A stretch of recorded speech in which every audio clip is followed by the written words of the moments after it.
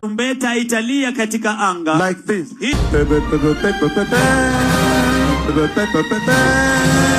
That is how the trumpet will sound. I wonder. Wanted to ask you about Nairobi. Are you a Nairobi resident? Yes, I am. Yeah. So, Sakaja, so far? Oh, God. I feel like Sakaja has been such a disappointment. I think I speak for a lot of people when I say that, especially the younger people. Because I remember during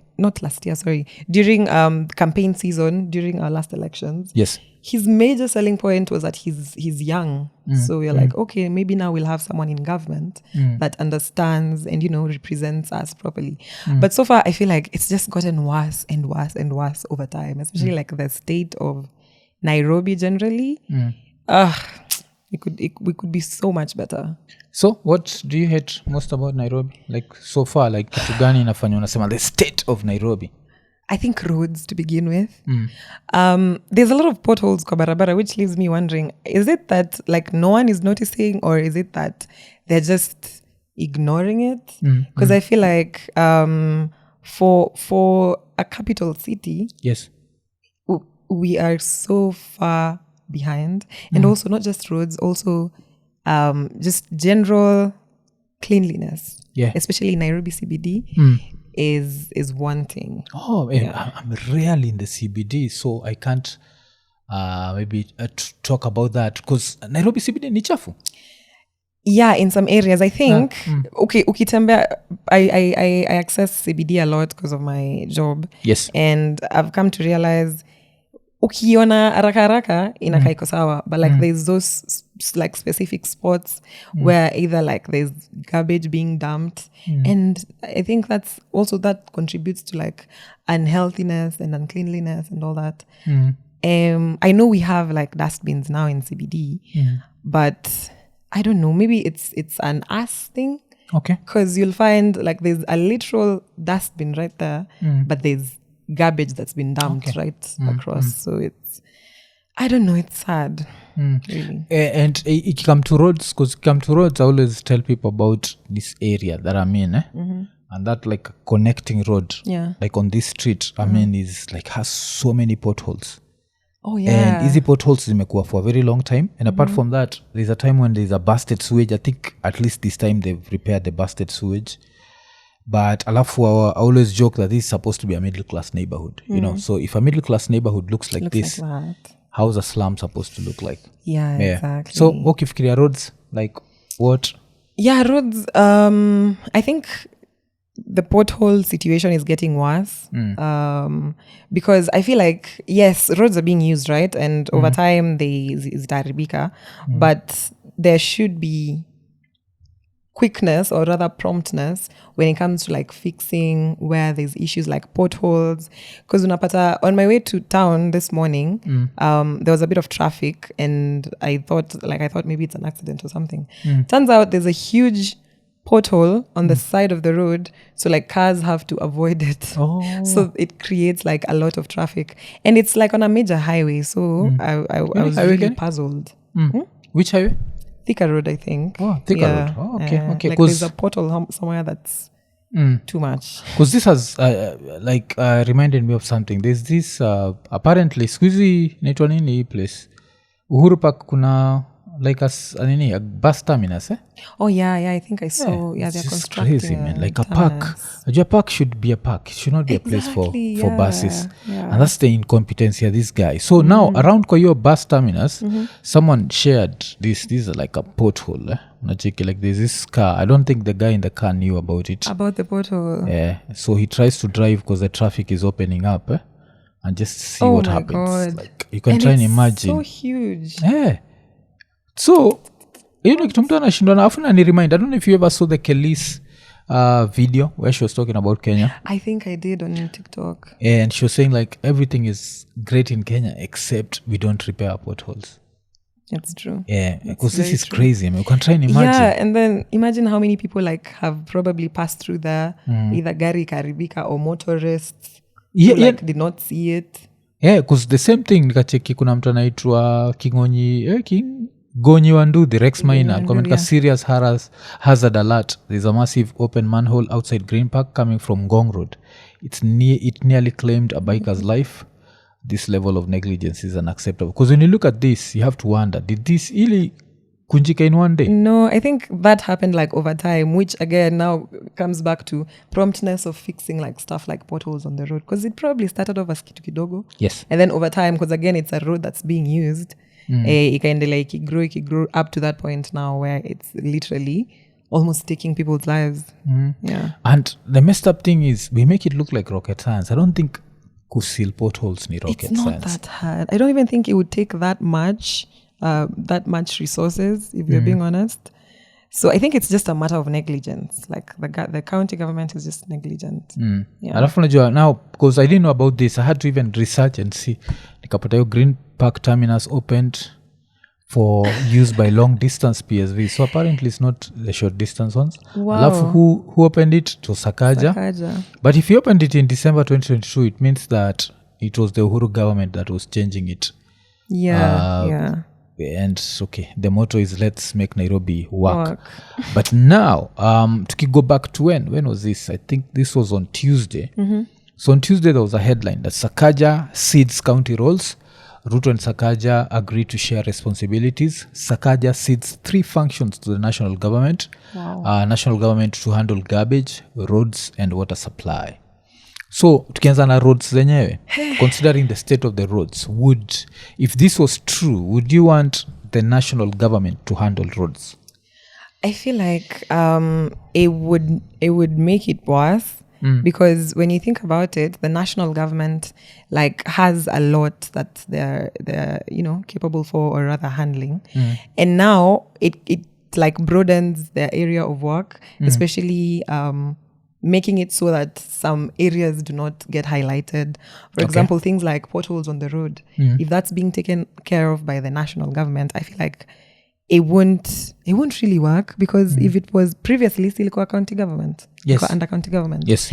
And I feel like for county governments, they're able to focus on the county and maybe fix issues surrounding that. But now when it's ceded to the national government, wow, it broadens it. So unapata kuna vitu hazitapata attention, and then they'll probably, who knows, probably hata barabara zitaendelea kuharibika, because there's not much time being channeled into that.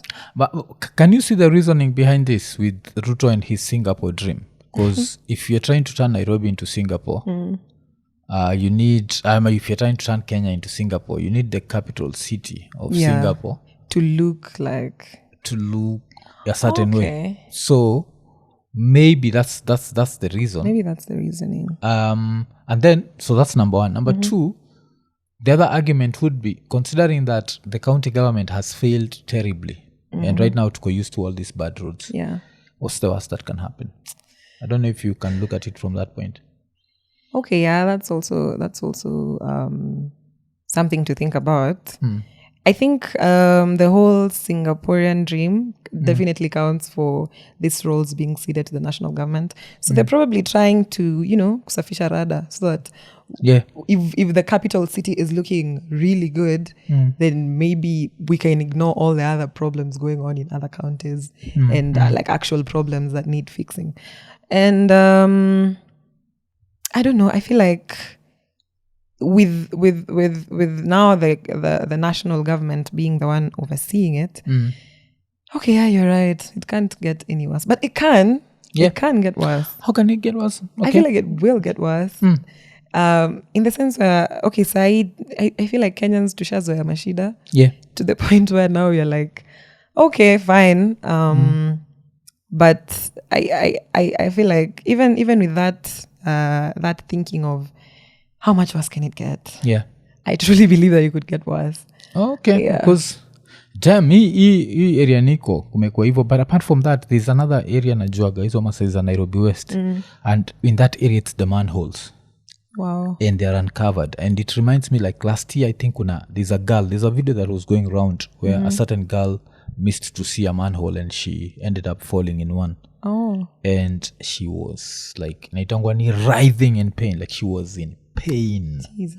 You could hear her scream like she was screaming. And you know the worst thing about Kenya is the county government is not responsible for such injuries, because in other countries you should be able to sue the county government, and be like, hii injury ilikuja because of the county na negligence and what. But now you have this situation whereby but another thing wanasema ni water supply. Area unakuaga, how's the water supply? I think the water supply is better now. I'd say now compared to like a year ago. Okay. Because I remember there was a time like we didn't used to have water for so long to the point now it had become like a real issue. So I think they fixed that, at least in the area where I live. But I have friends like who've been complaining about water shortages becoming more and more frequent where they live. So yeah, I feel like the government is to blame for that as well. Yeah. Okay, because with this I think remind vile umesema ati area yenyu iko poa. Remind, yes, just 2 days ago ilikuwa ni Ruto alikuwa amesema this year we have increased the water supply in Nairobi by 140 million liters. So I guess maybe since umesema kumeimprove, because one area I want to know kama imeimprove ni Langata. I stayed in Langata for some time. I always hear Langata kunanga maji. Langata jo, you have to I think to a certain, depending on how much money you have, lazima invest kwa deodorant, because kuna siku itabidi uangalie dio yako seme this one last for 72 hours. Like that's how crazy. That's crazy though. That's how crazy Langata used to be. Has it improved now or is it? Kuna watu wanasema imeimprove because by Langata kwa watu wanashindwa, I mean the estate itself, not the constituency but the estate itself. Yes, like especially zile za gava zinaitwa NHC, hizo zilikuwa owned by National Housing Corporation. Those ones used to be crazy, but somehow I don't know if that situation has improved. I had someone saying it's better. It's slightly better. But Ruto alijitetea 140 million liters. And if that's true, then it means that Sakaja ceding that role to the national government will also be a good idea. But it could probably like increase amenities like that, because as per where I live, I can definitely say it's improved, because ilikuwa mbaya. Okay. Garbage disposal. I think the major point is that walieka dustbins CBD, which was an issue for the longest time, which makes me wonder, CBD has been around, has been in existence for so long. So how was the garbage disposal being done before, and why did it take so long for like the dustbins kuwekwa? And even now, I think it's definitely helped to improve the sanitary condition of town generally, because there was a time bana ulikuwa unatembea na trash kwa mfuko kutoka sijui GPO mpaka stage yako. In fact unaenda na takataka kwa mfuko unaenda kutupa home, which is mad. But now I think it's improved. The only other thing I'd say, which I feel like needs to be checked, is the sewages in CBD. Sewages. Whenever it rains, sometimes they burst open. And then now you can imagine like all that water is flowing, mixed with the rainwater, and then in CBD when it rains it literally floods. So like people walking around are stepping on that like muddy dirty water. So it's happened to me once. I was passing and then nashanga maji yote imetoka wapi? It had been raining. It rained like a couple of minutes before. Turns out like there was a whole open gaping sewage agina hata ile kitu ya juu, like it's just flowing and disposing the garbage everywhere. It's a very sad sight, honestly. Okay, because another thing ni just garbage in general. I always look at it as a employment opportunity. Because unajua vile tukiwachige movies, you always see like this garbage truck inakuja, and these so-called middle class neighborhoods wameka dustbin zao nje, then someone has to come akuja zichukue, and inakuwaga like maybe in this neighborhood they pick up on Tuesdays and Thursdays, and this other neighborhood they pick up unaona. And when you look at that you see job opportunities. Then when you turn around upper Kenya and you hear there are no jobs, and then you hear that garbage collection in Kenya is done by private companies. You see a private company is there for profit. The national government would be there for profit. It's going to be there for efficiency and all that, ama even the county government. But I think hizo ndio zile vitu mtu anaga Sakaja and then I noticed, damn, that team's university degree actually. So ikikam to garbage, Yeah. I think we also need help. Alafu majuzi tulikuwa na this political activist anaitwa Fanya Mambo, namjua? Yeah, I've heard of him. Yes, Fanya Mambo was talking about how there's a Swedish company that wanted to take over the dump site ya Dandora and use it to generate electricity. But then some Kenyan politicians wanted bribes. Oh, God. Nona? Yeah. So, I think, but sasa, tukistick na hii story, Edwin Sifuna ended up saying that constitutionally, there has to be a deed of transfer of functions. It has to be approved by the county assembly. I've seen neither. So, what do you think about that? Like, let's say we need this deed of transfer, yes? Vile Edwin amesema, because Edwin is a lawyer. Yeah. But it's not been done, but the functions have been transferred. Have already been transferred. I think Kenyans, okay, let me say leaders in government don't really respect the processes, like due processes. Because for something like that, I also feel like it's a major thing. It shouldn't just like be exchanged, kama tuna exchange kalamu or something. And also it creates transparency. Yes. Yeah, to the people, so that like people are aware what is happening, why it's happening. But now when you take that away, you leave people without that opportunity to, speak out about it or have opinions. So now when it's just done like that, it seems shady because it's not lawfully, as Sifuna said, there were processes that were not followed. So I think not just for this, there's a lot of like things in Kenya that just happen. Like unamka tu unasoma kwa news sijui nini ili happen. And I feel like it really works against us as especially citizens because you get to learn about it after it's already been done. Yes. And in that case, it takes away that opportunity to, have a conversation about it and discuss, talk it out, all that. So I really don't think it's fair, honestly. Okay. But sasa, after, I guess, Sifuna said that, another headline, ikatokea kwani Sakaja denies ceding Nairobi functions to Ruto. Alafu ikasema ni Nairobi Governor Johnson Sakaja, John Sakaja, has dismissed reports that City Hall has handed over key county functions. Then he dismissed the reports that City Hall has handed over key county functions to President William Ruto's administration, terming the claims fake news. Wow. So now in that situation, you wonder who to believe, because maybe they did it, maybe they didn't, but I personally believe they probably did. But now when it becomes a back and forth between one party and another party, yes, unaona you in muddle up the waters. So even people are more confused because did it happen? Did it not happen? Which again adds to the point that it's not fair to the people. Okay. Because but I think I'm to history of garbage. I think there was another angle to it where people are saying that if the county government is handing over the garbage function, then they're handing it over to Sudi, allegedly. Because allegedly Sudi anakuwaga involved in the garbage business. Oh, okay. Inakuonyesha vile these dirty jobs have money. Yeah, they garbage collection is a multi-billion, That's why they don't do it the way other cities do it, because cities that are not doing it for money, garbage collection is just done by the city itself.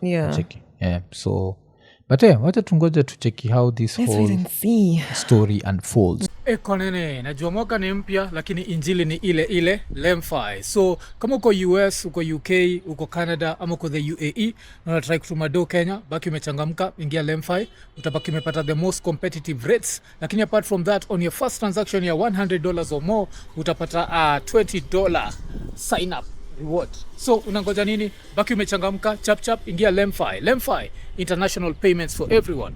IKONINI.